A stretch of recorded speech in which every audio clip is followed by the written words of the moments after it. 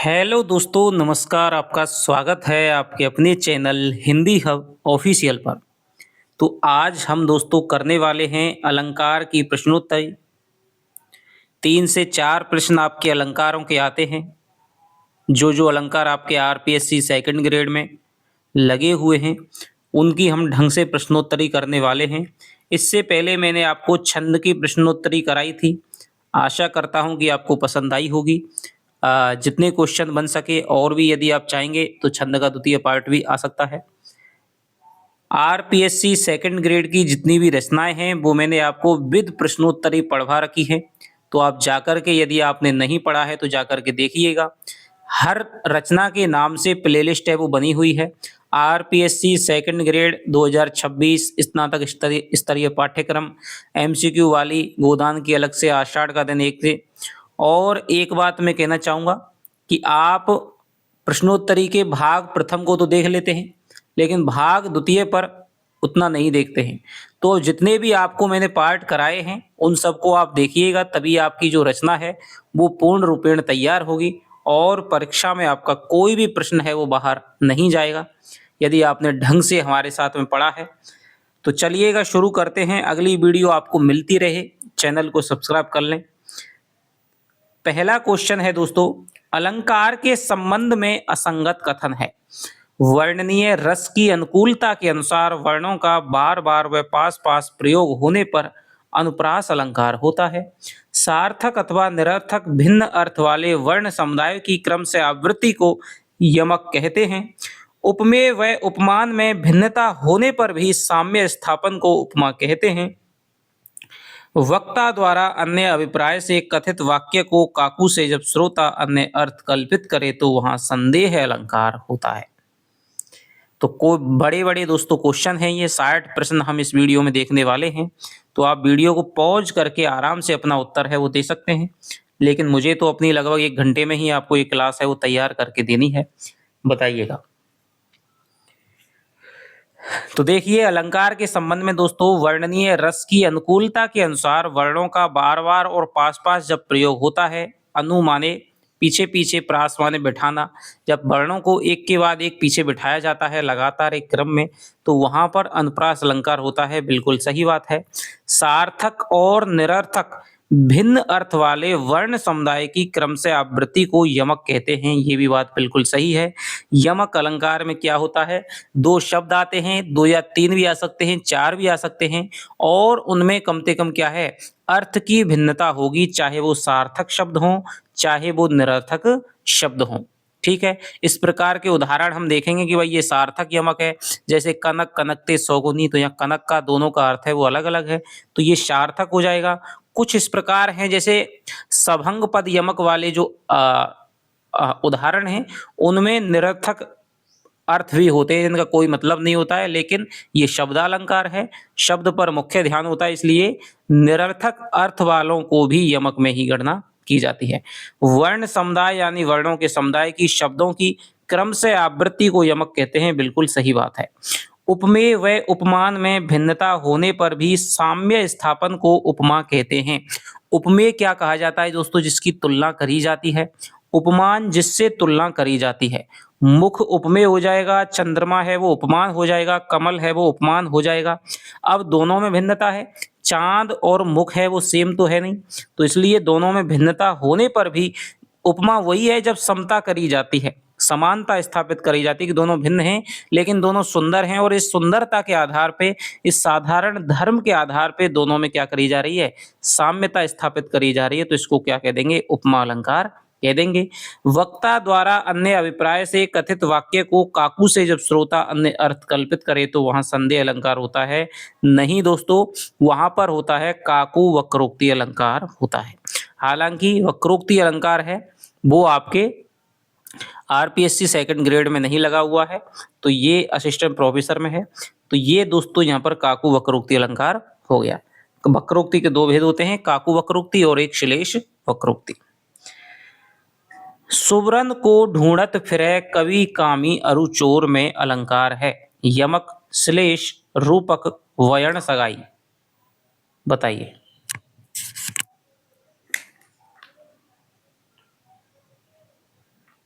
कौन सा अलंकार है?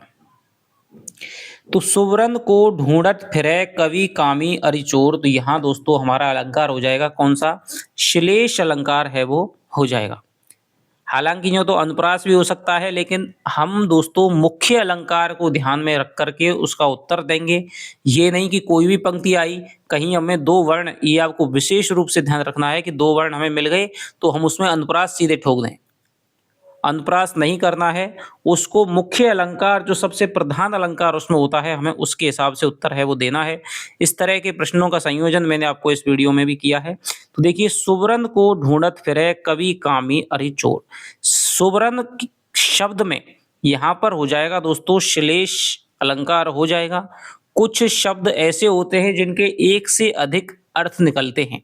जैसे सुवरन है, सुवरन माने सुवरन के अर्थ हैं वो अनेक निकलेंगे। किसके संदर्भ में? कवि के, कामी के और चोर के संदर्भ में। कवि के संदर्भ में हो जाएगा सु माने अच्छे, वरन माने वर्ण। अच्छे अच्छे वर्णों को संयोजित करके कवि कविता बनाता है। कामी हो जाएगा सु माने अच्छा, वर्ण माने रंग। तो जो कामी आदमी होता है, कामी व्यक्ति होता है, वासना से युक्त होता है, वो अच्छे रंग, गोरे रंग के प्रति क्या होता है? ललायत रहता है, उत्सुक रहता है। चोर सुवर्ण माने सुवर्ण, सुवर्ण यानी स्वर्ण, स्वर्ण यानी सोना। तो सोने के चक्कर में जो चोर है वो पड़ा रहता है। तो इस प्रकार अलग अलग संदर्भों में अलग अलग शब्दों के अर्थ में अनेक अर्थ हैं वो निकलते हैं एक शब्द के। तो वहां पर हो जाएगा हमारा श्लेष अलंकार हो जाएगा। यमक कहां पर हो जाता है? जहां पर एक शब्द की एक से अधिक बार आवृत्ति होती है और उनका क्या है? अर्थ है वो अलग अलग होता है, या वो सार्थक हो या वो निरर्थक हो। तो श्लेष अलंकार इसमें हो गया। जहां प्रस्तुत में अप्रस्तुत की संभावना होती है वहां कौन सा अलंकार होता है? उत्प्रेक्षा, संदेह, भ्रांतिमान, रूपक। बताइए।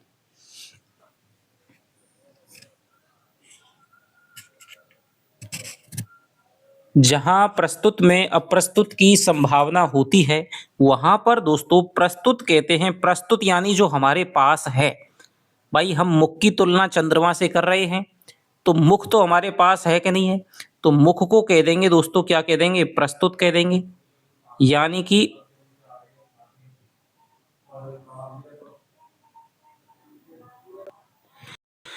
कि मुख प्रस्तुत है दोस्तों, और मुख क्या हो जाएगा? उपमेय हो जाएगा। प्रस्तुत यानी कि उपमेय, और अप्रस्तुत यानी कि क्या हो जाएगा दोस्तों? उपमान हो जाएगा। चंद्रमा है वो हमारे पास में नहीं है, वो दूर है, वो जगत प्रसिद्ध है, तो वो क्या हो जाएगा? अप्रस्तुत हो जाएगा। ये आपको विशेष रूप से ध्यान रखनी है। प्रस्तुत को कहते हैं उपमेय, अप्रस्तुत को कहते हैं उपमान। तो जहां पर प्रस्तुत में अप्रस्तुत की संभावना प्रस्तुत होती है, संभावना दिखाई जाती है, वहां पर अलंकार होता है हमारा कौन सा? उत्प्रेक्षा अलंकार होता है। मानो, मनु, जानो, जनु, मनहु, जनहु इत्यादि प्रकार के वाचक शब्दों का प्रयोग है इस अलंकार में हमको देखने को मिलता है। पाई महावर दैन को नायन बैठी आए, फिर जान महावरी एड़ी मीड़त जाए। में अलंकार है उपमा, संदेह है, भ्रांतिमान, उत्प्रेक्षा। बताइए। पाई महावर देन को नायन बैठी आए, फिर जान महावरी एड़ी मीड़ते जाए।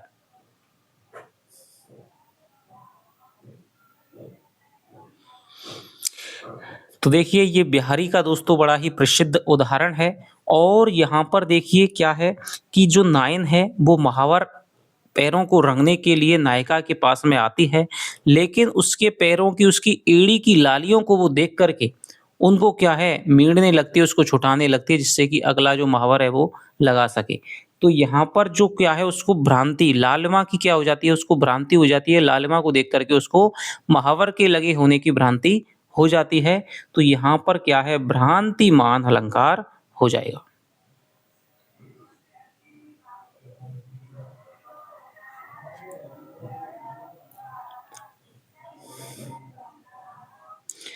शून्य भीति पर चित्र रंग नहीं, तनु बिनु लिखा चितेरे। धोई मिटे ना मरई भीति, दुख पाइये ती तनु हेरे। में अलंकार कौन सा हो जाएगा? अपनति, मानवीकरण, विभावना, वयन सगाई। बताइए।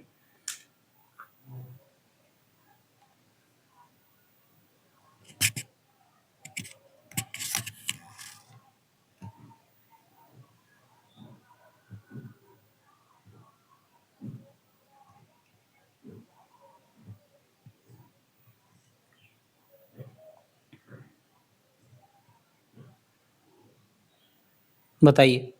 तो देखिए ये तुलसीदास की दोस्तों पंक्तियां हैं। शून्य भीति पर चित्र रंग नहीं तन विनु लिखा चितेरे। यानी कि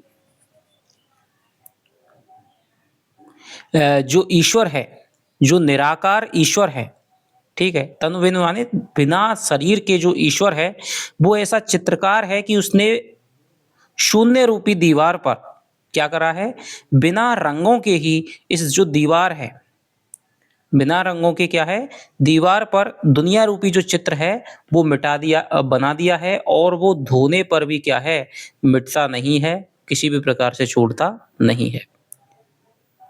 तो बिना किसी रंगों के चित्र बनाना दोस्तों, निराकार ईश्वर है और वो चित्रकार है, वो किस प्रकार ऐसे बना सकता है। तो जहाँ उपयुक्त कारण ना होने पर भी, कारण के अभाव में भी कार्य का होना दिखाया जाए। भाई कोई चित्र किसी को बनाना है तो रंगों की आवश्यकता होगी, ब्रश की आवश्यकता होगी, और एक सजीव आदमी की भी आवश्यकता होगी। यहाँ पर जो ईश्वर है वो बिना शरीर के है, निराकार है, बिना रंगों के है, और शून्य भित्ति पर, शून्य पर कोई चित्र ही नहीं बना सकता, शून्य रूपी भित्ति पर वो क्या है, चित्र बना रहा है। तो बिना कारण के भी यहाँ पर कार्य हो रहा है। तो यहाँ पर कौन सा अलंकार हो जाएगा, विभावना अलंकार हो जाएगा। अगला क्वेश्चन चलते हैं दोस्तों। वयण सगाई के संबंध में असंगत कथन है। वयण सगाई अलंकार है, वो एक शब्दालंकार ही है, और आपके आरपीएससी असिस्टेंट प्रोफेसर में लगा हुआ है, सेकंड ग्रेड में ये नहीं है। तो देखिएगा, यह डिंगल का विशिष्ट अलंकार है। ता वर्ग व टे वर्ग की वयण सगाई उत्तम कोटि की होती है। चरण का प्रथम अक्षर व चरणांत के अंतिम शब्द का प्रथम अक्षर समान होता है।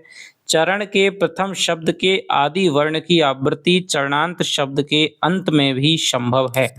कौन सा कथन है वो यहाँ पर गलत है।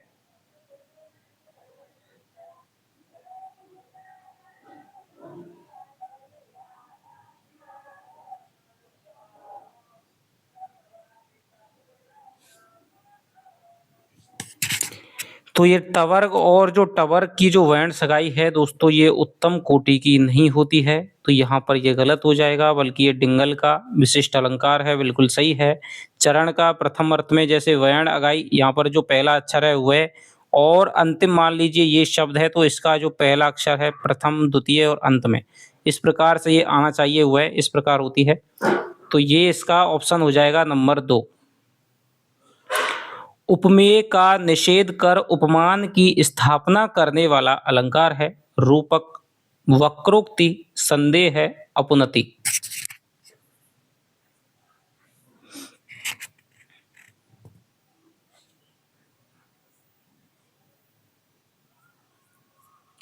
उपमेय का निषेध कर उपमान की स्थापना करने वाला अलंकार है, तो ये अलंकार हो जाएगा दोस्तों अपनति।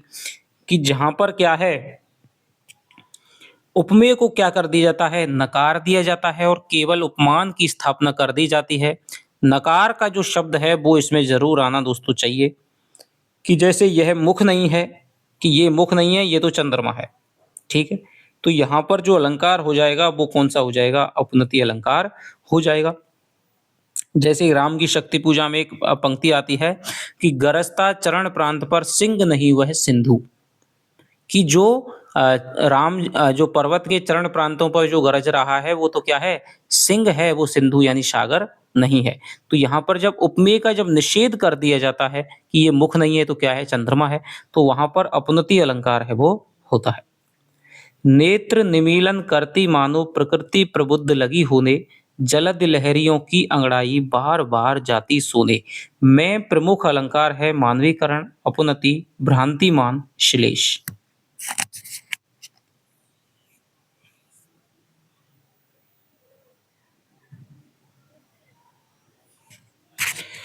हालांकि मानवीकरण भी आपके नहीं लगा हुआ है, तो यहाँ पर देखिए नेत्र निमीलन, नेत्रों को क्या है, निमीलित करती हुई, और अंगड़ाई है, और जो बार बार सोने का जो वर्णन है, तो प्रकृति की शक्तियों को जब मानव की तरह क्रियाएं करते हुए दिखाया जाता है तो मानवीकरण होता है। काव्य शोभाकरान धर्मान अलंकारान प्रचक्षते, उक्त कथन किसका है, भा में है, मम्मट, दंडी, वामन। एक आध क्वेश्चन है दोस्तों, वो आपके अलंकार नहीं हो सकता है, तो आप उस पे आगे बढ़ जाइएगा। काव्य शोभा करान धर्मान अलंकारान प्रशस्ते, काव्य की शोभा बढ़ाने वाले धर्मों को अलंकार कहते हैं। तो ये प्रसिद्ध दोस्तों परिभाषा है अलंकार की, किसकी? दंडी की है। निम्न में से उपमा अलंकार किस पंक्ति में है? तट तमाल तरवर बहु छाये, मानहु मदन दुंदुभी दीनी, हे उत्तरा के धन रहो तुम उत्तरा के पास ही, हंसने लगे तब हरि आहा पूर्णेंदु सा मुख खिल गया। बताइए।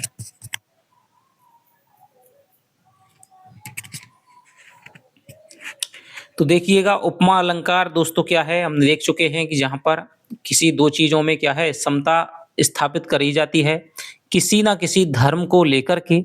हालांकि वो दोनों समान नहीं होते हैं, एक जैसे नहीं होते हैं, लेकिन किसी गुण के आधार पे, किसी बात के आधार पे उनमें क्या है, समानता स्थापित करी जाती है। तो यहाँ पर तट तमाल तरवर बहु छाये, तय वर्ग की आवृत्ति होने के कारण यहाँ पर तो कौन सा अलंकार है? अनुप्रास अलंकार है। बड़ी प्रसिद्ध उदाहरण है, भारतेंदु जी की पंक्ति है। मानहु मदन दुंदुभी दीनी, मानो मदन ने क्या है, दुंदुभी बजा दी है। तो मनसा विश्व विजय करसीन। तो इस प्रकार मानहु जो शब्द आ गया यहाँ पर, ये हो जाएगा दोस्तों किसका? उत्प्रेक्षा अलंकार का उदाहरण हो जाएगा। हे उत्तरा के धन रहो तुम उत्तरा के पास ही, जब एक जैसे शब्दों का या शब्दावली का प्रयोग होता है, उनका अर्थ है वो सेम होता है, लेकिन अन्वय करने पर उनका अर्थ है वो क्या है, अलग अलग निकलता है। वहां पर दोस्तों एक अलंकार होता है लाटानुप्रास। अनुप्रास का ही एक भेद है लाटानुप्रास। तो यहाँ पर लाटानुप्रास का ये उदाहरण है, हंसने लगे तब हरि आहा पूर्णेंदु सा मुख खिल गया। तो यहाँ पर दोस्तों कौन सा अलंकार हो जाएगा? उपमा अलंकार हो जाएगा। पूर्णेंदु माने पूर्ण चंद्रमा के समान मुख है वो खिल गया। अब उपमा का दोस्तों यहाँ पर कौन सा भेद है, वो आपको बताना है, कमेंट करके बताइएगा। असुवन जल सींच सींच प्रेम बेल बोई, अब तो बेल फैल गई आनंद फल होई। इन पंक्तियों में प्रयुक्त अलंकार है उपमा, उत्प्रेक्षा, रूपक, अन्योक्ति।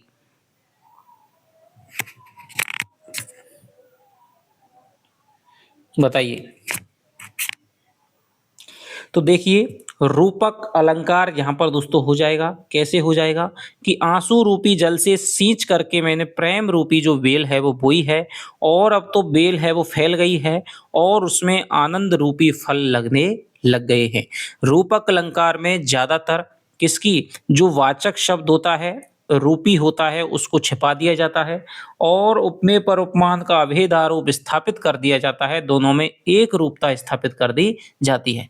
जैसे उपमा अलंकार में तो क्या होता है कि भाई मुख है वो चंद्रमा के समान है, मुख चंद्रमा नहीं है, मुख चंद्रमा के समान है।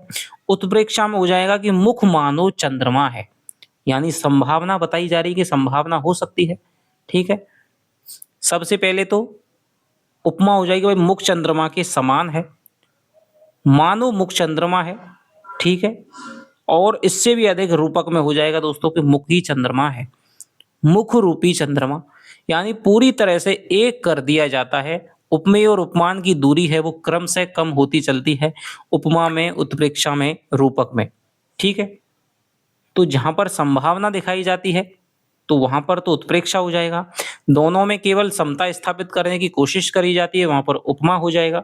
और जहां पर समता नहीं बल्कि इतना ज्यादा साम्य स्थापित कर दिया जाता है कि मुख और चंद्रमा में कोई भेद ही नहीं रहा, तो वहां पर रूपक अलंकार हो जाएगा। और इसका रूपी लगा करके इसका है वो किया जाता है कि भाई अगला अलंकार देखते हैं, जहां प्रशंसा के बहाने निंदा की जाए अथवा निंदा के बहाने प्रशंसा की जाए, वहां कौन सा अलंकार होता है? प्रतीप, अर्थांतर, न्यास, असंगति, ब्याज, स्तुति।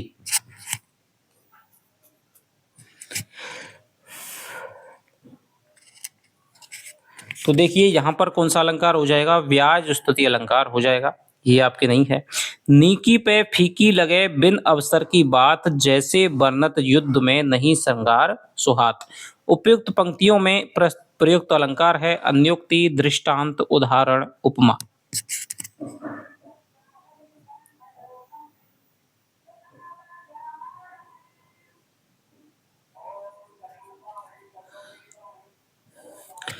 तो देखिए, जब किसी भी एक उपमेय के कथन का समर्थन दूसरे उपमान के कथन में ज्यों जैसे इत्यादि शब्दों से उसी से मिलती जुलती बात है वो कही जाती है। किसी प्रसिद्ध उदाहरण के माध्यम से उसकी समता है वो स्थापित करी जाती है, तो वहां पर कौन सा अलंकार हो जाएगा? उदाहरण अलंकार हो जाएगा। ऐसा ही मिलता जुलता अलंकार है एक दृष्टांत।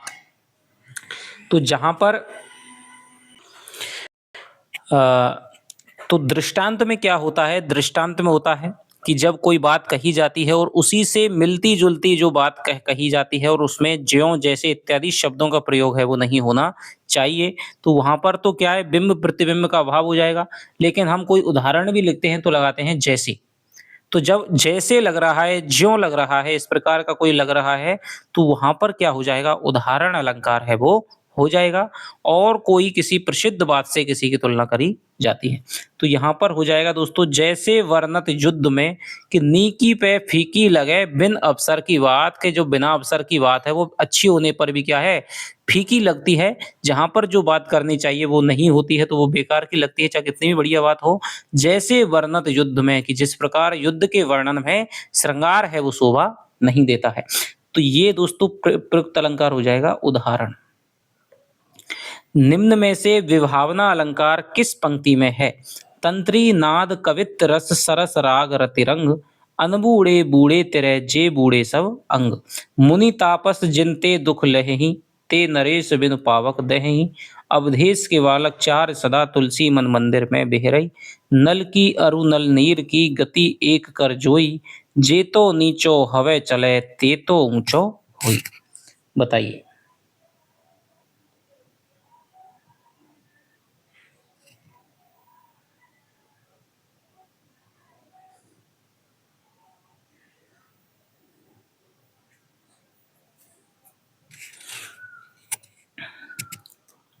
तो देखिए, विभावना अलंकार हमने अभी देखा था दोस्तों, जहां पर बिना कोई कारण के कार्य का होना बताया जाए। हनुमान की पूंछ में लगन ना पाई आग और लंका सारी जल गई। तो ये तो दोस्तों क्या है? आ,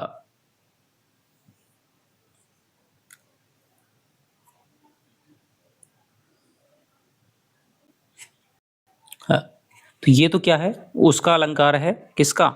अत्युक्ति अलंकार का उदाहरण है। शायद अगली वीडियो में लगाया भी है। तो विभावना होता है जहां पर बिना कोई कारण के, तो देखिए विभावना होता है जहां पर बिना किसी कारण के और जब कार्य का होना दिखाया जाए तो वहां पर विभावना हो जाएगा। तंत्री नाद कवित रस सरस राग रतिरंग, अब ये अलंकार नहीं बताऊं क्योंकि ये क्वेश्चन बनाया हुआ है। मुनि तापस जिन ते दुख लहही, ते नरेश बिन पावक दही, कि मुनि और तपस्वी लोग जिन जिन जो लोग मुनि और तपस्वियों को दुख देते हैं, जिनसे दुख मिलता है इन लोगों को, तो ऐसे जो राजा है बिना पावक यानी अग्नि के ही जल जाते हैं। तो बिना अग्नि के जलने के लिए अग्नि की आवश्यकता होती है, लेकिन बिना अग्नि के ही वो जल रहे हैं। तो यहाँ पर क्या है? विभावना अलंकार हो जाएगा कि कारण है नहीं और काम हो रहा है।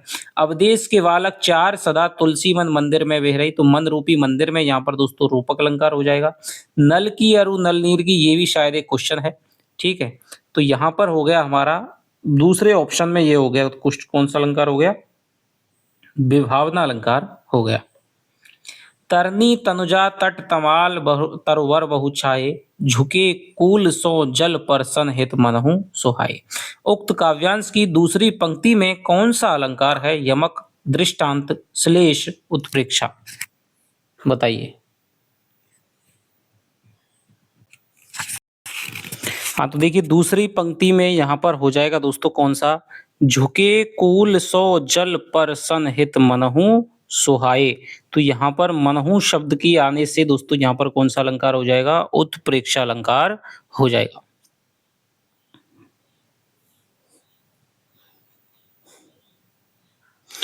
आई है वीरता तपोवन में क्या पुण्य कमाने को, या संन्यास साधना में है दैहिक शक्ति जगाने को।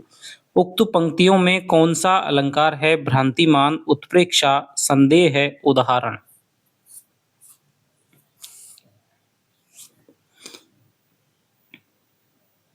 तो जहां पर दो बातों में दोस्तों क्या नहीं हो पाता है? निश्चय नहीं हो पाता है, संशय की स्थिति हमेशा बनी रहती है। या शब्द का ठीक है, की शब्द का, इस प्रकार के शब्दों का, संदेहात्मक शब्दों का, अनिश्चयात्मक वर्णों का यदि प्रयोग होता है तो वहां पर कौन सा अलंकार होता है? संदेह अलंकार होता है।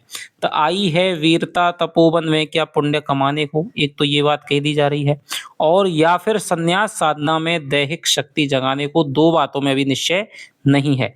तो ये संदेह अलंकार यहाँ पर हो जाएगा। सठ शुदरई सतसंगति पाई, पारस धातु को धातु सुहाई। इन पंक्तियों में कौन सा अलंकार है? उदाहरण, दृष्टांत, रूपक, उपमा।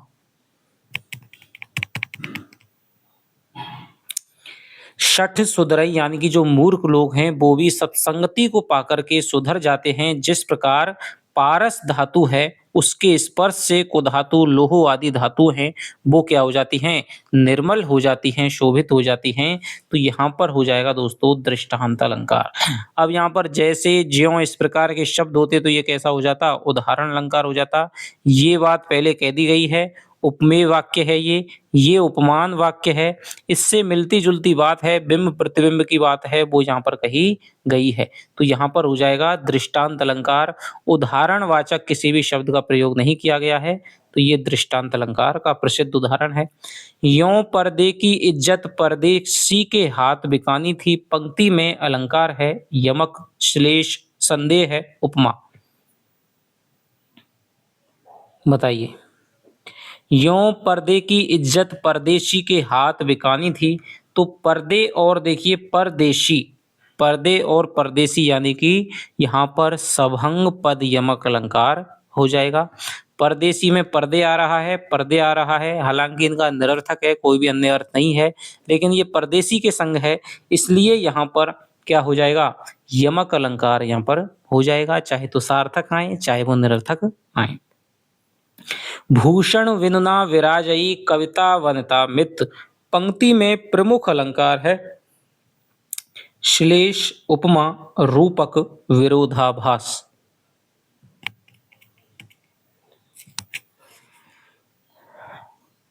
तो ये दोस्तों केशव दास जी का बहुत ही प्रसिद्ध दोहा है कि यद्यपि सुजाति सुलक्षणी, सुवरन सरस सुवृत, भूषण विनुना विराजई कवितावंता मित। तो यानी कि पूरा का पूरा ये जो दोहा है वो श्लेष का दोस्तों चमत्कार पैदा करता है। भूषण विनुना विराजई, कि भूषण यानी आभूषण। अब ये जो शब्द है इसमें श्लेष लगाया गया है दोस्तों कि भूषण हो जाएगा किसके लिए? कविता के लिए, तो क्या हो जाएगा? अलंकार हो जाएगा। और वनिता यानी कि स्त्री के लिए क्या हो जाएगा? आभूषण हो जाएगा। मित्त माने दोनों, यानी दोनों जो कविता है और जो स्त्री है वो बिना आभूषणों के और अलंकारों के सुशोभित नहीं होती है। आगे चलते हैं। रहीमन असुआ नयन ढरी, जिये दुख प्रकट करेई, जाही निकारो गेहते कसना भेद कही देई। पंक्ति में कौन सा अलंकार है? उपमा, भ्रांतिमान, रूपक, दृष्टांत। रहीमन असुआ नयन ढरी, जिये दुख प्रकट करेई, जाही निकारो गेहते कसना भेद कही देई। पंक्ति में कौन सा अलंकार है? तो यहां पर दोस्तों जाही निकारो गेहते कसना भेद कही देई, तो यहां पर हो जाएगा हमारा कौन सा? दृष्टांत अलंकार है वो हो जाएगा।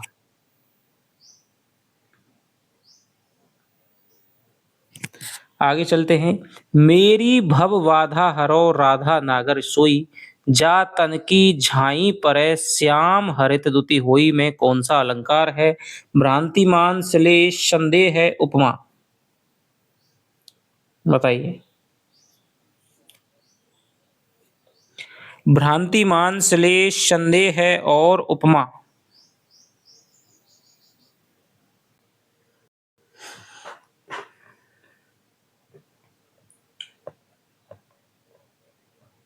तो इसमें आपको बताना है कि मेरी भव बाधा हरो, राधा नागर सोई, जा तन की झाई परै, श्याम हरित दुति होई। तो यहाँ पर दोस्तों भ्रांतिमान है, श्लेष है, संदेह है, उपमा है, कौन सा अलंकार है?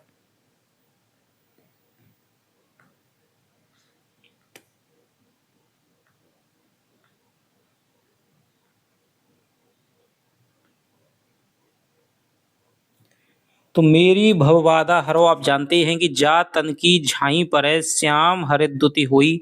बिहारी रत्नाकर का प्रथम दोहा है, मंगलाचरण का दोहा है। और यहाँ पर जो झाई शब्द है, हरित दुति शब्द है, श्याम जो शब्द है, उनके क्या हो जाएंगे, उनके तीन तीन अर्थ हैं वो हो जाएंगे। बिहारी रत्नाकर के 25 दोहे मैंने आपको पढ़वा रखे हैं, वहां पे जाकर के आप उनको पढ़ सकते हैं। प्रश्नोत्तरी भी मैंने करवा रखी है और जल्द ही एक और वीडियो आपको शानदार प्रश्नोत्तरी की आने वाली है। तो यहाँ पर अलंकार हो जाएगा कौन सा दोस्तों, श्लेष अलंकार हो जाएगा। शब्दों के अलंकार श्रोता को वक्तव्य की ओर उत्सुक बनाते हैं, वैसे ही अर्थालंकार उस वक्तव्य को गाढ़ भाव से अनुभव करने में सहायक होते हैं। यह कथन किसका है, महावीर प्रसाद द्विवेदी, आचार्य रामचंद्र शुक्ल, आचार्य हजारी प्रसाद द्विवेदी, आचार्य नगेंद्र।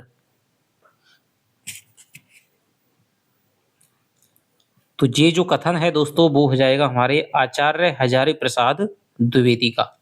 निम्न में से कौन सा कथन है वो गलत है, विभावना विरोध मूलक अर्थालंकार है, उपमान को अप्रस्तुत भी कहते हैं, उपमा अलंकार समस्त सादृश्य मूलक अलंकारों का प्राण है, दृष्टांत अलंकार में सामान्य कथन का समर्थन विशेष कथन के द्वारा किया जाता है।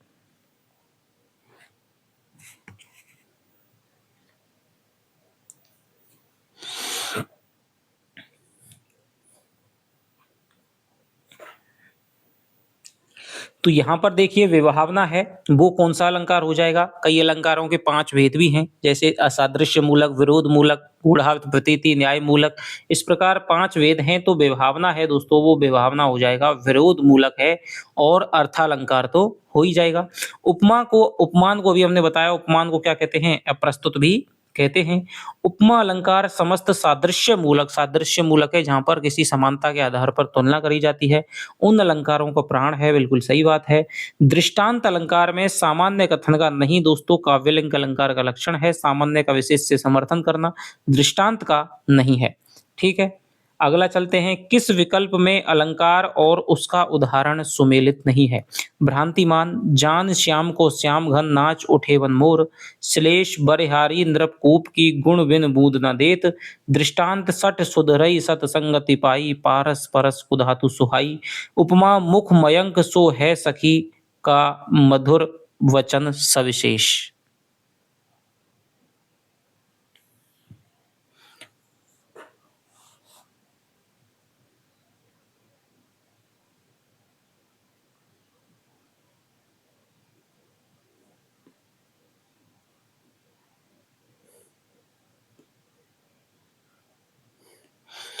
तो देखिए, जान इस श्याम को श्याम घन, यानी कि कृष्ण को क्या है, बादल समझ करके जो मोर हैं वो नाच उठते हैं, तो भ्रांति हो जाती है मोरों को। बहुत ही शानदार उदाहरण है भ्रांति का, ये आप आता रहता है, ध्यान रखिएगा। तो ये भ्रांतिमान हो जाएगा।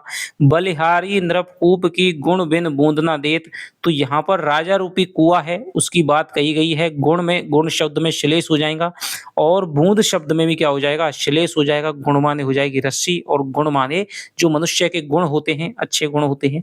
और बूंद माने भी क्या हो जाएगा, एक तो हो जाती है असरफियां वगैरह यानी धन दौलत, और एक हो जाएगा पानी की बूंद। तो दृष्टांत, ये तो अलंकार हो ही जाएगा दृष्टांत का। मुख मयंक सो है सखी मधुर वचन सविशेष, यहाँ पर उपमा अलंकार दोस्तों नहीं होगा। ठीक है, कि मुख है वो मयंक यानी चंद्रमा के समान है, लेकिन यहाँ पर चंद्रमा को हीन बताया गया है कि चंद्रमा में तो क्या है, कुछ नहीं है, लेकिन मुख में तो क्या है, मधुर वचन सविशेष, ये उसकी विशेषता और है।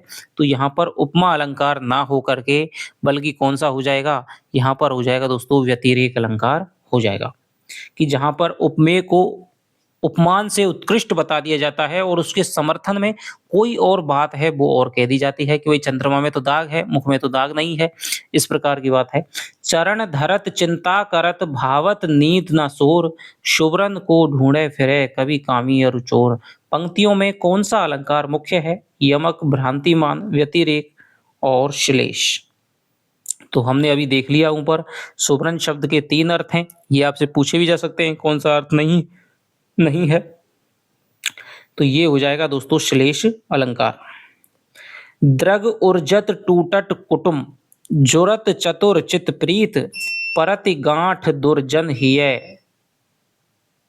दयनीय रीत। उपयुक्त पंक्तियों में कौन सा अलंकार है असंगति, विरोधाभास, व्यतिरेक, अन्युक्ति?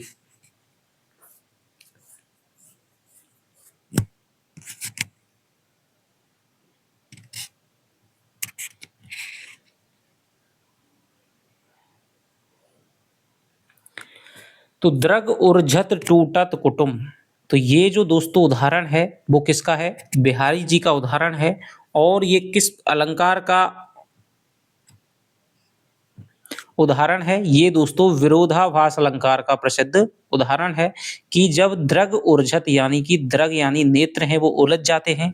जब दो प्रेमियों के नेत्र आपस में उलझते हैं, मिलते हैं, तो उनसे क्या हो जाता है? टूटत कुटुम्ब, कि कुटुंबों की यानी कि जो सगे संबंधी हैं उनकी क्या है? मर्यादा टूट जाती है। और जुरत चतुर चित प्रीत, और इस प्रक्रिया में क्या हो जाता है? जो चतुर लोग होते हैं उनके जो मन है वो आपस में जुड़ जाते हैं। लेकिन परत गांठ दुर्जन ही है, लेकिन जो ईर्ष्यालु लोग हैं उनके हृदय में गांठ पड़ जाती है। और तब कवि कहते हैं दई नई ये रीत, की इस प्रकार प्रेम की एक ऐसी विचित्र रीति है। तो यहाँ पर कि द्रगों के उलझने पर कुटुंब कैसे टूट जाएंगे? तो जहाँ पर वास्तव में विरोध ना होते हुए विरोध का केवल आभास होता है, वो होता है विरोधाभास। ठीक है, केवल हमें बाहर से हमें दिखाता है कि भाई ये कैसा विरोध है, लेकिन वो वास्तव में हम देखेंगे तो उसमें विरोध नहीं होता है। वहां पर विरोधाभास हो जाएगा कि द्रगों के उलझने पर कैसे कुटुंब टूट जाएंगे। उदित उदयगिरी मंच पर, और देखिए यही अलंकार हैं दोस्तों, घूम फिर करके आपके परीक्षाओं में आते रहते हैं। तो ये उदाहरणों को आप बिल्कुल रट लीजिए। ठीक है, सोचने की ज्यादा जरूरत ही नहीं है। कोई क्वेश्चन यदि अलग प्रकार से आए तो वो एक अलग बात है कि भाई इसमें कौन सा अलंकार नहीं है। अब जैसे ये दो पंक्तियां हैं तो इनमें कई अलंकार हो सकते हैं। उदित उदयगिरी मंच पर रघुवर बाल पतंग, विकसय संत सरोज सब हर्षय लोचन भृंग। उक्त पंक्तियों में कौन सा अलंकार है? श्लेष, रूपक, यमक, वक्रोक्ति।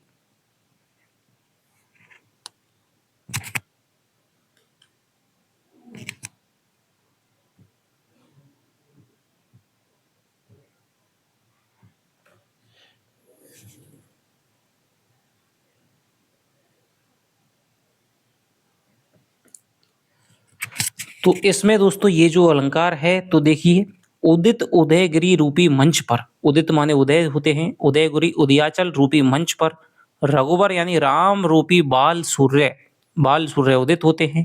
और जिससे कि संत रूपी जो कमल हैं वो सब विकसित हो जाते हैं।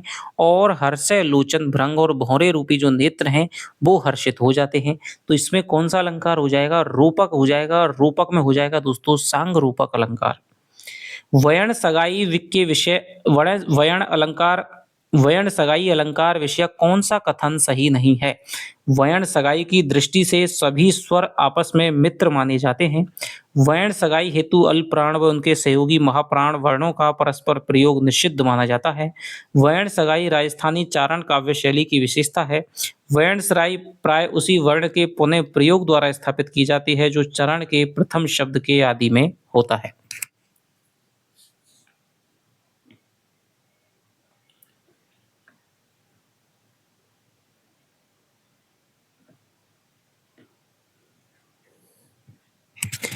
देखिए, वयन सगाई की दृष्टि से सभी स्वर हैं दोस्तों आपस में मित्र माने जाते हैं, बिल्कुल सही बात है।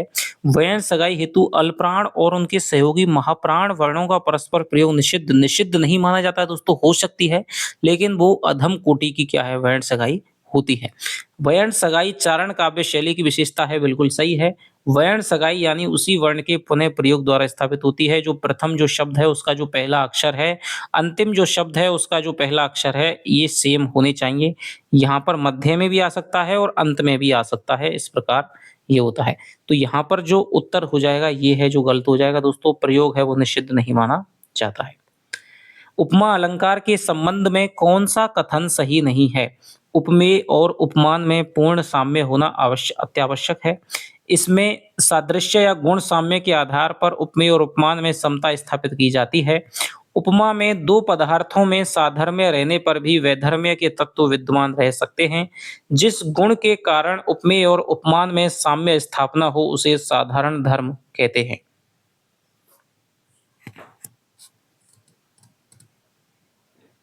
बताइए, उपमा अलंकार के संबंध में कौन सा कथन सही नहीं है? उपमेय और उपमान में पूर्ण साम्य होना अत्यावश्यक है।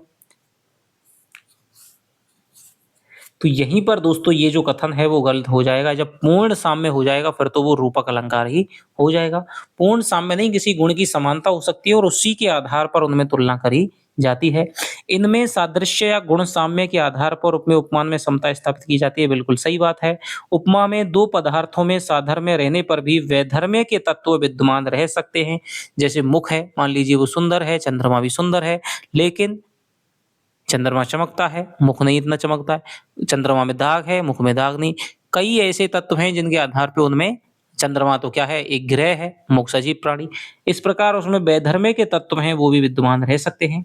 जिस गुण के कारण उपमेय और उपमान में साम्य स्थापना हो उसे साधारण धर्म कहते हैं, बिल्कुल सही बात है। चंद्रमा सुंदर है, मुख मयंक, सम मंजू मनोहर। तो यहाँ पर जो मनोहर जो शब्द है, मंजू जो शब्द है वो क्या हो जाएगा, साधारण धर्म हो जाएगा। मुख सुंदर है, चंद्रमा के समान सुंदर है, जो सुंदर शब्द है वो क्या हो जाएगा, साधारण धर्म हो जाएगा। तो इसका जो उत्तर हो जाएगा दोस्तों, पूर्ण साम्य होना जरूरी नहीं है, बल्कि किसी गुण में समानता जरूरी हो जाएगी। अलंकार विषय कौन सा विकल्प है वो सुमेलित है। भ्रांतिमान जब सादृश्य के कारण भूल से उपमेय को उपमान मान लिया जाए। रूपक जब उपमेय पर उपमान का आरोप किया जाए। दोनों में अभेद हेतुवाचक शब्दों का प्रयोग हो। अपनति जब उपमान का निषेध करके उपमेय का होना वर्णित हो। विभावना जब उचित कारण से कार्य का होना वर्णित हो। बताइए।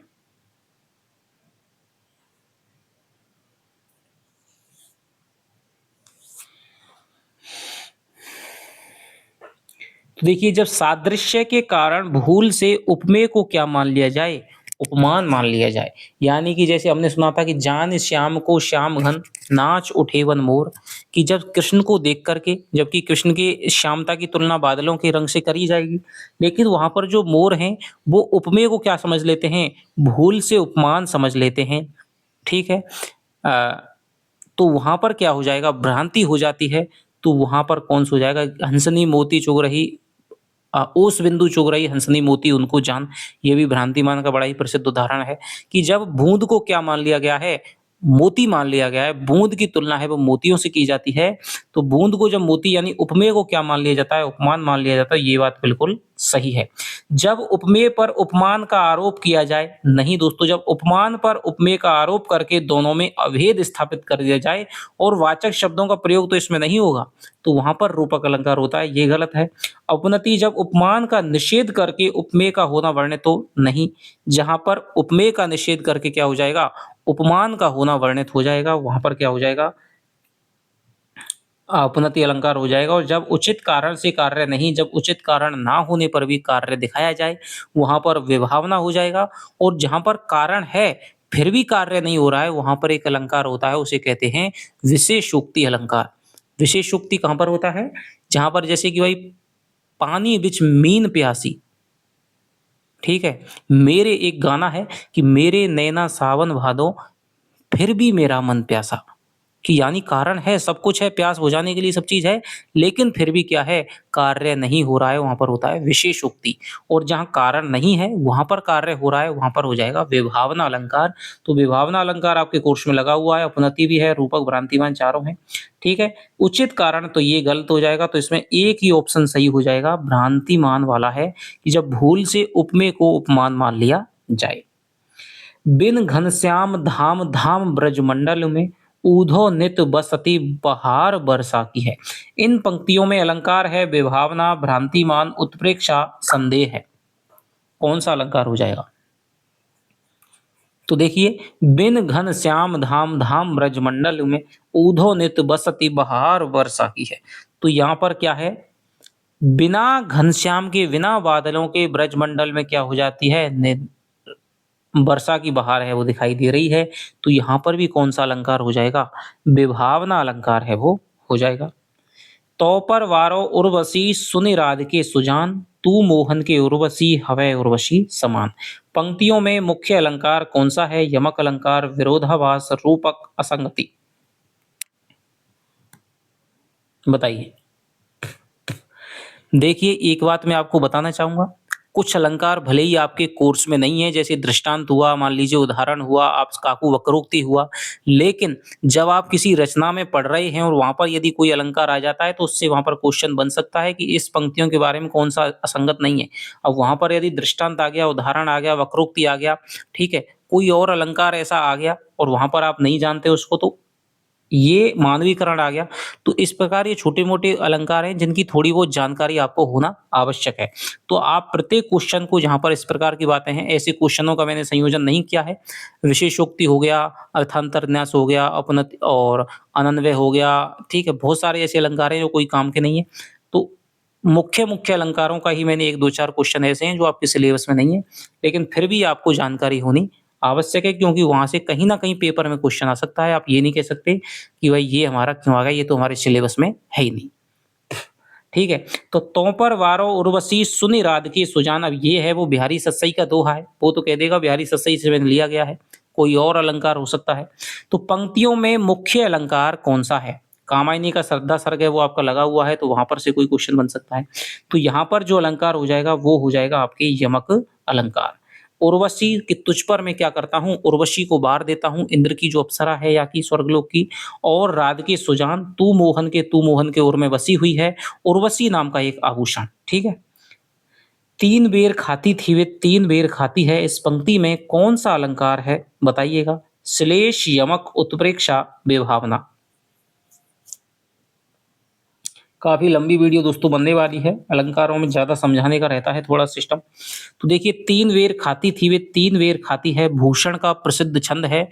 पूरा का पूरा जो छंद है दोस्तों वो यमक अलंकार का, ठीक है? कहीं पर सवंग यमक, कहीं पर यमक अलंकार। तो किसी पद की आवृत्ति हो सकती है और पूरी की पूरी पदावली की, वाक्यांश की भी आवृत्ति हो सकती है। तो इसका ये प्रसिद्ध उदाहरण है, तो ये हो जाएगा यमक अलंकार। ठीक है? नगन जड़ाती थी वे नगन जड़ाती है, तीन वीर खाती थी वे भूषण शिथिल्यांग भूषण शिथिल्यांग। तो ये पूरा का पूरा जो छंद है भूषण का, कवित्त छंद है, तो यमक अलंकार का उदाहरण है। इनमें अलंकारों से संबंधित कौन-सा विकल्प है वो गलत है? रूपक अलंकार के दो भेद हैं, सांगरूपक, निरंग रूपक। उपमा और उत्प्रेक्षा की गणना साम्य मूलक अलंकारों में की जाती है। जब किसी व्यक्ति द्वारा एक अर्थ में कहे गए शब्द या वाक्य का कोई दूसरा व्यक्ति जानबूझकर अन्य अर्थ ग्रहण करे, वहां वक्रोक्ति अलंकार होता है। नील सरोरु है, नीलमणि, नील निर्धर श्याम यमक अलंकार का उदाहरण है। बताइए।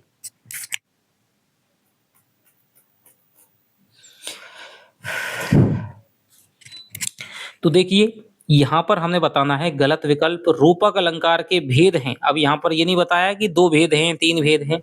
रूपक अलंकार के भेद हैं, सांग रूपक, निरंग रूपक बिल्कुल होते हैं। एक और होता है परंपरित रूपक, ठीक है? लेकिन ये नहीं कहा है कि केवल 2 ही भेद होते हैं, ठीक है? तो यहाँ पर ये वाक्य सही हो जाएगा कि रूपक अलंकार के भेद हैं, सांग रूपक भी है, निरंग रूपक भी है। उपमा और उत्प्रेक्षा की गणना साम्य मूलक अलंकारों में की जाती है, बिल्कुल सही है।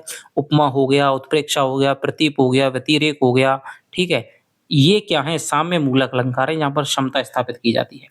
जब किसी व्यक्ति द्वारा एक अर्थ में कहे गए शब्द या वाक्य का कोई दूसरा व्यक्ति जानबूझकर अन्य अर्थ ग्रहण करे, वह वक्रोक्ति अलंकार होता है। ये भी बात बिल्कुल सही है कि तुम कुछ कह रहे हैं और सामने वाला क्या है, उस अर्थ को ना लेकर के दूसरा ही अर्थ है वो सोच लिया, वो तुमको कह दे कि ऐसा नहीं है। नील सरोरु है, नीलमणि, नील निर्धर श्याम। तो यहाँ पर जो नील जो शब्द है उसका केवल एक ही अर्थ है, केवल नीला। कि नील क्या है? कमल है, नीलमणि है और नील बादल हैं और श्याम भी कैसे हैं? नीले हैं। तो यहाँ पर यमक अलंकार नहीं हो जाएगा दोस्तों, यहाँ पर तो कैसा हो जाएगा? पुनरुक्ति प्रकाश अलंकार हम मान सकते हैं। तो ये गलत हो जाएगा इसमें, चौथा ऑप्शन। आगे चलते हैं। अलंकार विषयक कौन सा कथन है वो असंगत है? यमक और उपमा की गणना शब्दालंकारों में की जाती है। उत्प्रेक्षा की गणना अर्थालंकारों के अंतर्गत होती है। कुछ विद्वान शब्द और अर्थ के मिले जुले आधार को लेकर उभयालंकार नाम से तीसरे भेद की भी चर्चा करते हैं। अलंकारों को प्रमुख रूप से दो वर्गों में विभाजित किया जाता है, शब्दालंकार और अर्थालंकार।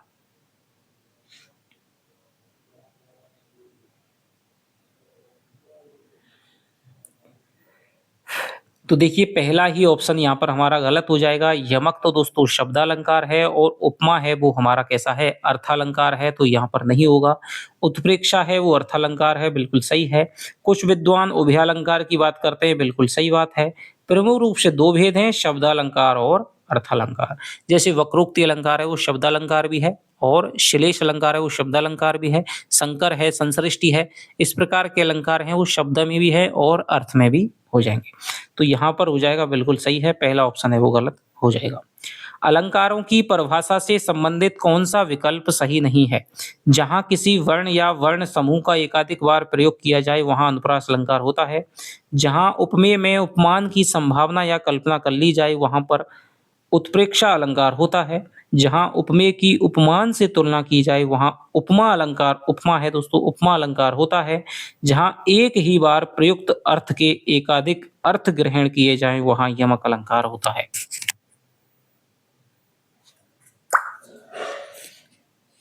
बताइए। तो देखिए एकाधिक बार प्रयोग है, वर्ण या वर्ण समूह का अनुप्रास हो गया। उपमेय में उपमान की संभावना कर ली जाए, बिल्कुल कर ली जाए तो उत्प्रेक्षा हो जाएगा। उपमेय की उपमान से तुलना की जाए उपमा अलंकार हो जाएगा। और एक ही बार प्रयुक्त अर्थ अनेक अर्थ निकले तो वहां पर दोस्तों श्लेष अलंकार होता है, ना कि यमक। कई बार कोई शब्द प्रयुक्त होता है और अलग अलग अर्थ निकलते हैं वहां पर यमक अलंकार। एक बार आता है या दो बार भी आए तो दोनों के अलग अलग अर्थ हैं वो निकलने चाहिए, दो दो बार। ठीक है, मान लीजिए दो शब्द आ गए जैसे गुण बिन बूंद ना दे, तो गुण के भी दो अर्थ हैं और बूंद के भी दो अर्थ हैं, तब होगा। ठीक है, अलग अलग शब्द होंगे वो एक जैसे शब्द नहीं होंगे। अलंकार विषयक कौन सा कथन सही नहीं है? जब कारण के ना होने पर भी कार्य का वर्णित होना हो तब विभावना अलंकार होता है। जहां उपमेय पर उपमान का अभेद आरोप किया जाए वहां रूपक अलंकार होता है। जहां उपमेय का निषेध करके उस पर उपमान का आरोप किया जाए वहां उपनति अलंकार होता है। जब सादृश्य के कारण उपमेय को उपमान मान लिया जाए वहां संदेह अलंकार होता है।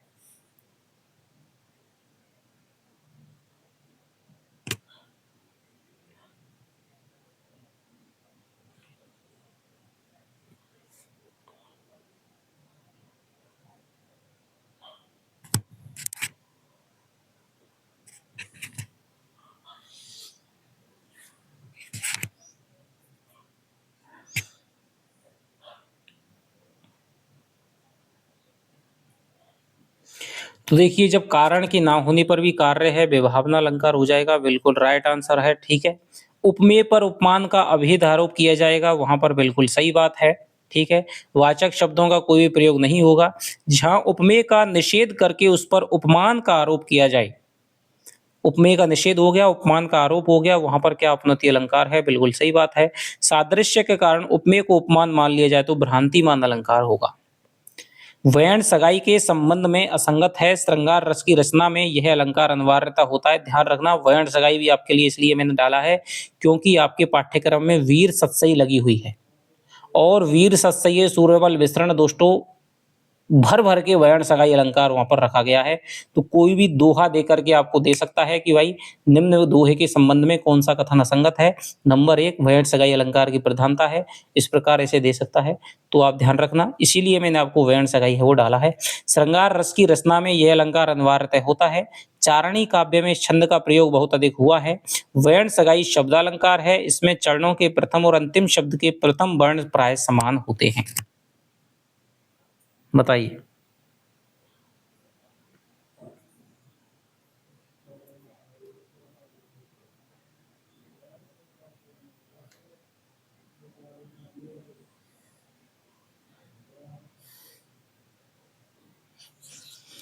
देखिए छंद क्या है, छंद या अलंकार मान लीजिए वर्ण सगाई अलंकार का प्रयोग बहुत अधिक हुआ है। तो देखिए श्रृंगार रस की रचना में यह अलंकार अनिवार्यतः होता है, ऐसा कोई निश्चित नहीं है दोस्तों। हालांकि युद्ध के वर्णन में इसको विशेष रूप से माना जाता है कि युद्ध के वर्णन में होता है तो और अधिक सारे दोष हैं वो दब जाते हैं। तो यहाँ पर श्रृंगार की रचना में अलंकार अनिवार्यता, अनिवार्यता कोई है नहीं इसकी। सूरमल मीसर ने ही इसकी अनिवार्यता को खत्म करने का प्रयास किया था कई कई जगह। चारणी काव्य में इस अलंकार का प्रयोग बहुत हुआ है, बिल्कुल सही बात है। वर्ण सगाई एक शब्दालंकार है, ये भी बिल्कुल वही बात है क्योंकि अनुप्रास की तरह यहाँ पर शब्दों का क्रम है वो बिठाया जाता है। इसमें चरणों के प्रथम, ये बात भी बिल्कुल सही है। यमक अलंकार का उदाहरण है, यों पर्दे की इज्जत परदेशी के हाथ बिकानी थी, बलिहारी नरपकूप की गुण बिन बूंद न देही, मिला तेज से तेज तेज की वह सच्ची अधिकारी थी, हंसने लगे तब हरि आहा पूर्णेन्दु सा मुख खिल गया।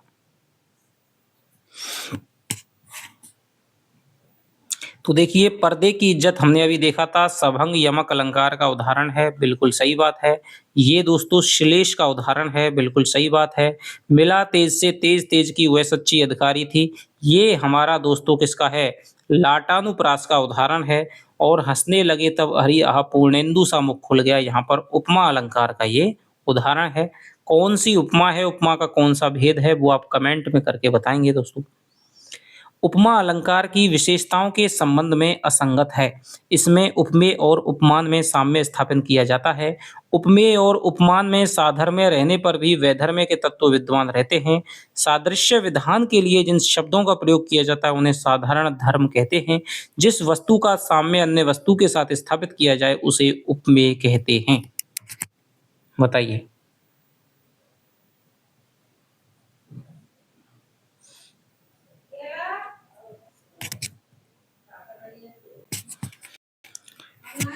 तो देखिए क्या है दोस्तों, उपमेय और उपमान में साम्य स्थापन किया जाता है, बिल्कुल सही बात है। उपमेय उपमान में साधर्म्य, ये लाइन हमने पढ़ ली है, ये भी बिल्कुल सही बात है। सादृश्य विधान के लिए जिन शब्दों का प्रयोग किया जाता है उन्हें साधारण धर्म नहीं दोस्तों, वाचक शब्द है वो कहते हैं। तो ये यहाँ पर गलत बात है। जिस वस्तु का साम्य अन्य वस्तु के साथ स्थापित किया जाता है उसे उपमेय कहते हैं, बिल्कुल सही बात है। जिससे जिसकी तुलना करी जाए उसे उपमेय, और जिससे तुलना करी जाए उसको उपमान कहते हैं। तो कई लोगों को अलंकारों में बड़ी ही दिक्कत आती है, विशेष रूप से दिक्कत आती है, समझ में ही नहीं आते हैं। तो ये क्लास उनके लिए दोस्तों अत्यधिक महत्वपूर्ण हो सकती है, ठीक है। और यदि आप चाहेंगे तो मैं आपको पूरे जो अलंकार लगाए गए हैं उनको मैं जो प्रसिद्ध उदाहरण है, जो विशेषता है उनको आपको मैं डिटेल से भेदों के साथ में भी करवा दूंगा, यदि आपके लगभग 15-20 कमेंट आपके इसमें आएंगे। जहां गांठ तहां रस नहीं, यह जानत सब कोय। इस काव्यांश के सौंदर्य निम्नलिखित में किस अलंकार पर आधारित है? यमक, श्लेष, संदेह है, उत्प्रेक्षा। बताइए। जहां गांठ तहां रस नहीं, यह जानत सब कोय। तो देखिए यहाँ पर हो जाएगा दोस्तों, यहाँ पर हो जाएगा श्लेष अलंकार हो जाएगा, कि जहाँ गांठ और रस में क्या है, श्लिष्ट शब्द हैं, कि जहाँ पर गांठ होती है, गन्ने में गांठ होती है, वहां पर रस नहीं होता है। और जहाँ पर मनुष्य संबंधों में गांठ पड़ जाती है, रिश्तों में दरार पड़ जाती है, वहां पर भी क्या है, प्रेम भाव नहीं रहता है। तो ये श्लेष अलंकार का प्रसिद्ध उदाहरण है। उत्प्रेक्षा अलंकार के संबंध में असंगत है। इसमें उपमेय और उपमान में सादृश्य की संभावना की जाती है। उत्प्रेक्षा में उपमेय उत्कट या प्रधान, जबकि उपमान गौण होता है। उपमा की भांति उत्प्रेक्षा में भी वाचक शब्द प्रयुक्त होते हैं। उत्प्रेक्षा में विशिष्ट या कवि कल्पित उपमान की संभावना आवश्यक है। बताइए। तो देखिए दोस्तों, उपमेय और उपमान में सादृश्य की संभावना की जाती है, बिल्कुल सही बात है। उत्प्रेक्षा में उपमेय उत्कट या प्रधान नहीं दोस्तों, उत्प्रेक्षा में उपमेय तो गौड़ होता है, हमेशा उपमेय गौड़ ही होता है। और उपमान है वो क्या होता है, उत्कट होता है। जबकि व्यतिरेक है, प्रतीप है, इन अलंकारों में उल्टा करके दिखाया जाता है। उसमें उपमेय को क्या बना दिया जाता है, उपमान बना दिया जाता है। उपमेय को ज्यादा बड़ा दिखाया जाता है, उपमान को छोटा दिखाया जाता है।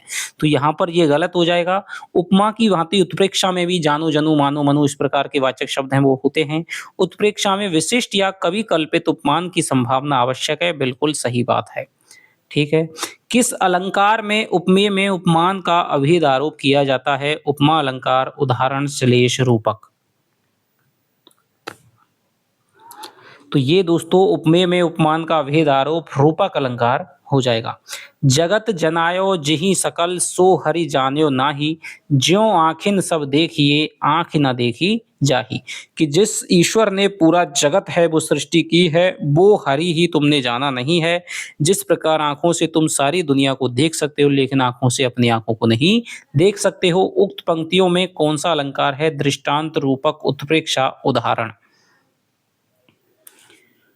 तो ये बात कही गई है किसी प्रसिद्ध उदाहरण से कही गई है, लेकिन सबसे महत्वपूर्ण आपको देखना है, ज्यों, जैसे इस प्रकार के शब्द हैं तो वो हो जाएगा तुम्हारा उदाहरण अलंकार। उदाहरण और दृष्टांत में दिक्कत आती है, दृष्टांत में कोई भी इस प्रकार के शब्द नहीं होते हैं, लेकिन इसमें ज्यों जैसे शब्द होते हैं तो वो उदाहरण हो जाएगा। उत्प्रेक्षा अलंकार के संबंध में असंगत है। उत्प्रेक्षा वाचक शब्द मानो, मनो, सो, मनु, मनहु, जानो, जनु इत्यादि शब्दों का प्रयोग किया जाता है। उत्प्रेक्षा में उपमान या प्रस्तुत को प्रकृष्ट रूप में देखने का वर्णन नहीं होता है। संभावना सादृश्य मूलक होगी तभी यह अलंकार घटित होगा। उपमेय की उपमान के रूप में संभावना ही उत्प्रेक्षा है। बताइए।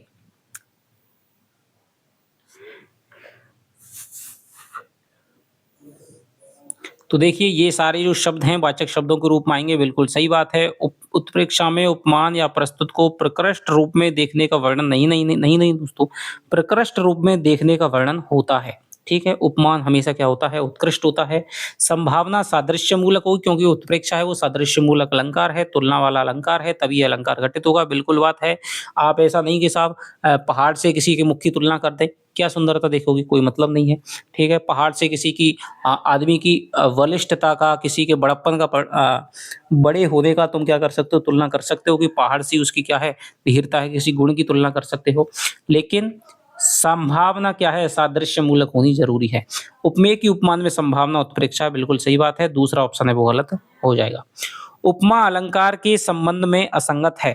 इसमें चमत्कार पूर्ण सादृश्य का कथन होना चाहिए। जिस पदार्थ का साम्य अन्य पदार्थ के साथ स्थापित किया जाए उसे उपमान कहते हैं। औपम्य सूचक शब्दों को वाचक कहते हैं। उपमेय को अल्प गुणशाली तथा उपमान को उत्कृष्ट गुणशाली माना जाता है। बताइए। तो चमत्कार पूर्ण सादृश्य का कथन होना चाहिए, बिल्कुल सही बात है। जिस पदार्थ का साम्य अन्य पदार्थ के साथ स्थापित किया जाए उसे उपमान नहीं दोस्तों, उसे क्या कहते हैं, उसे तो उपमेय कहते हैं। औपम्य सूचक शब्दों को वाचक कहते हैं। उपमेय को अल्प गुणशाली, उपमान को उत्कृष्ट गुणशाली माना जाता है। सही बात है। सादृश्य के कारण उपमेय में उपमान के संशय को कौन सा अलंकार कहा जाता है? भ्रांतिमान, उपमा, उत्प्रेक्षा, संदेह। तो जहां पर भी उपमेय में उपमान का है संशय दिखाया जाता है, दो बातों में संशय है, वहां पर निश्चय नहीं हो पा रहा है, तो संदेह अलंकार हो जाएगा। वयण सगाई अलंकार के संबंध में असंगत कथन है। समान स्वरों की वयण सगाई उत्तम कोटि की गिनी जाती है। अल्प प्राण और महाप्राण की वयण सगाई अधम कोटि की गिनी जाती है। प्रथम शब्द के आदि वर्ण की आवृत्ति चरणांत शब्द के अंत में होने पर उसे आदि मेल कहा जाता है। प्रथम शब्द के आदि वर्ण की आवृत्ति चरणांत के शब्द के मध्य में भी संभव है। बताइए।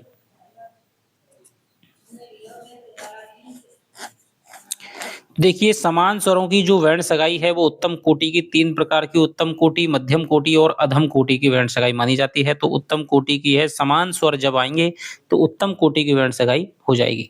अल्पप्राण और महाप्राण जो वर्णों की वर्ण सगाई है वो अधम कोटि की, पहले क्वेश्चन में भी हमने देखा था। अल्पप्राण और महाप्राण वर्ण जब आएंगे तो उनकी अधम कोटि की वो वर्ण सगाई मानी जाएगी। प्रथम शब्द के आदि यानी कि प्रथम वर्ण की आवृत्ति चरणांत शब्द के अंत में होने पर उसे आदि मेल कहा जाता है। मान लीजिए प्रथम शब्द है उसका पहला वर्ण है वह, और चरणांत जो शब्द है अंतिम जो वर्ण है उसका अंतिम वर्ण भी क्या है वह, तो इसको क्या कहा जाएगा, आदि मेल कहा जाएगा। और प्रथम शब्द के आदि वर्ण की आवृत्ति चरणांत शब्द के मध्य में भी संभव है। बिल्कुल सही बात है, या तो शुरुआत में आ जा, या मध्य में आ जा, या अंत में आ जा। नहीं दोस्तों, आदि मेल तो उसे कहा जाएगा, देखिए आदि मेल क्या कहा जाएगा, आदि मेल उसे कहा जाएगा कि प्रथम शब्द है उसका पहला वर्ण है और ये जो अंतिम शब्द है उसका जो पहला वर्ण है, ये आदि मेल कहा जाएगा, इसको आदि मेल नहीं कहा जाएगा। तो ये तीसरा ऑप्शन है, ये यहाँ पर गलत हो जाएगा। अंगीकरोति ये काव्यम शब्दार्था वनलं कृति असौ न मन्यते कस्माद अनुष्मनलं कृति। आचार्य मम्मट के अनलंकृति पुनः क्वापी का प्रतिवाद करते हुए उक्त कथन किस आचार्य का है? भामे, जयदेव, अप्य दीक्षित, राजानक, रुय्यक। बताइए। अंगीकरोति यह काव्यम शब्दार्था वनलं कृति असौ न मन्यते कस्माद अनुष्मनलं कृति। तो ये जो कथन है दोस्तों ये हमारे किसका है, जयदेव जी का है। क्योंकि मम्मट ने कहा था कि अलंकार हो सकते हैं और नहीं भी हो सकते हैं, कोई फर्क नहीं पड़ता है, लेकिन जयदेव ने उनकी अनिवार्यता को घोषित करा था। अंग अंग जारत जरी, तो देखिए ये अलंकार आपका कौन सा हो गया, अपनति अलंकार हो गया। ठीक है, यदि आपको पीडीएफ चाहिए दोस्तों रचनाओं की तो आप मुझको टेलीग्राम पे मैसेज कर सकते हैं।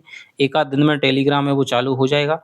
उत्प्रेक्षा अलंकार का मुख्य लक्षण है उपमेय में उपमान का संशय, उपमेय का निषेध कर उपमान की स्थापना, प्रस्तुत में अप्रस्तुत की संभावना, एक वस्तु पर दूसरी वस्तु का आरोप कर दोनों में अभेद स्थापन।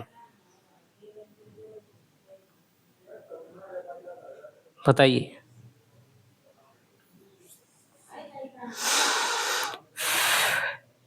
उत्प्रेक्षा अलंकार का मुख्य लक्षण क्या है? तो यहाँ पर प्रस्तुत में अप्रस्तुत की संभावना, या क्या हो जाएगी उपमेय में उपमान की संभावना, ये हो जाएगा। पहला क्वेश्चन हम एक बार और देख लेते हैं कि अंग अंग जारत जरी तीखन ज्वाला जाल सिंधु उठी बड़वाग्नि यह नहीं इंदु भवमाल। तो यहाँ पर ये जो उपमेय है वो नहीं यानी इसका निषेध करके सिंधु उठी बड़वाग्नि है, तो यहाँ पर अपुंती अलंकार हो जाएगा। उपमेय पर उपमान के निषेध रहित आरोप में कौन सा अलंकार होता है? तो आप जानते ही हैं कौन सा होता है, रूपक अलंकार होता है। अलंकार के संबंध में असंगत विकल्प क्या है? यमक और श्लेष दोनों में ही हर बार अर्थ भिन्न होता है। श्लेष में शब्द की आवृत्ति नहीं होती है। यमक में हर नए अर्थ के साथ शब्द की आवृत्ति होती है। गांव गांव अस होई आनंदा में यमक अलंकार है।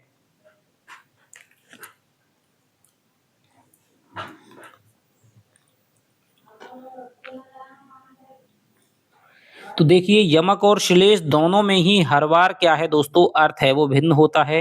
यमक में कनक कनक यानी दो बार है तो दो बार क्या है अर्थ इसका भिन्न भिन्न होगा।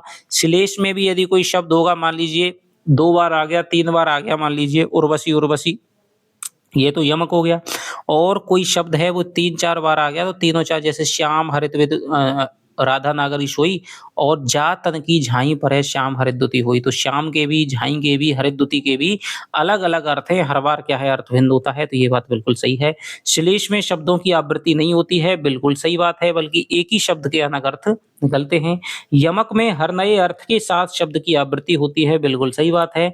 गांव गांव अस होई आनंदा में यमक अलंकार है, नहीं दोस्तों, इसमें तो कौन सा है, पुनरुक्ति प्रकाश अलंकार है। तीन अलंकार आपको याद रखने हैं।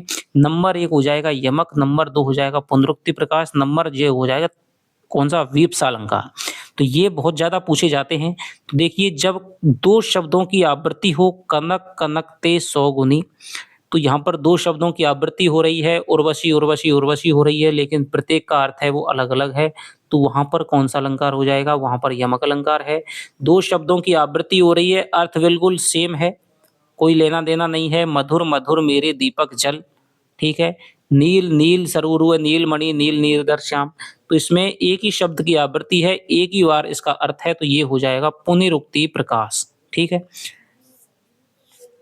और जब एक ही शब्द की आवृत्ति एक से अधिक बार यानी दो या तीन बार हो रही है, लेकिन उन शब्दों के माध्यम से किसी घृणा को, किसी प्यार को, किसी उपकार को, मतलब किसी ना किसी भाव की, भाव का पता चल रहा है कि ये क्रोध में है, ये प्रेम में है, ये दुख में है, ये चिंता में है। हाहा हाहा भारत दुर्दशा देखी ना जाई, तो जो हाहा शब्द है, ठीक है, उससे दुख व्यंजित हो रहा है, तो यहाँ पर वीप्सा अलंकार हो जाएगा। जहां पर किसी भाव का पता चले वहां पर वीप्सा अलंकार है, अर्थ अलग अलग हो वहां पर यमक अलंकार है, और एक ही अर्थ हो वहां पर क्या है, पुनरुक्ति प्रकाश अलंकार है। मणि मुख मेल ठार कपि देही पंक्ति में अलंकार है भ्रांतिमान विभावना संदेह है अपनति। तो यहाँ पर क्या है, मणि मुख मेल ठार कपि देही, यहाँ पर दोस्तों हनुमान जी को क्या हो गई है, भ्रांति हो गई है, इसलिए भ्रांतिमान अलंकार हो जाएगा। आनंद रहित सकल रस भोगी बिन बानी बक्तावर जोगी, इन पंक्तियों में कौन सा अलंकार है, विभावना, संदेह है, भ्रांतिमान, रूपक।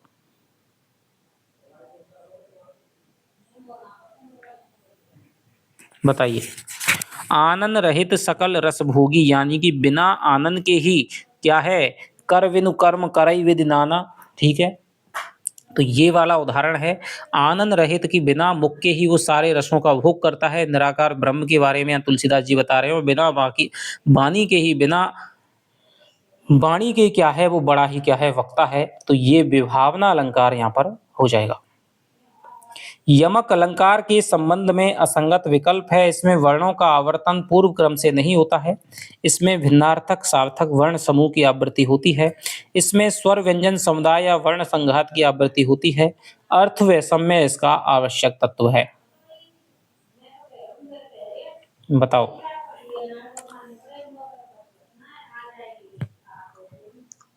तो यमक अलंकार में देखिए, इसमें वर्णों का आवर्तन पूर्व क्रम से नहीं होता है। पूर्व क्रम से दोस्तों होता है, जैसे रस है, ठीक है, और सर है, इस प्रकार नहीं होगा, बल्कि रस है और रस है, इसी पूर्व क्रम से इसका आवर्तन होगा। तो ये गलत हो जाएगा यहाँ पर। इसमें भिन्नार्थक सार्थक वर्ण समूह की आवृत्ति होती है, बिल्कुल सही बात है। स्वर व्यंजन समुदाय या वर्ण संघात की आवृत्ति होती है, ये भी बात बिल्कुल सही है।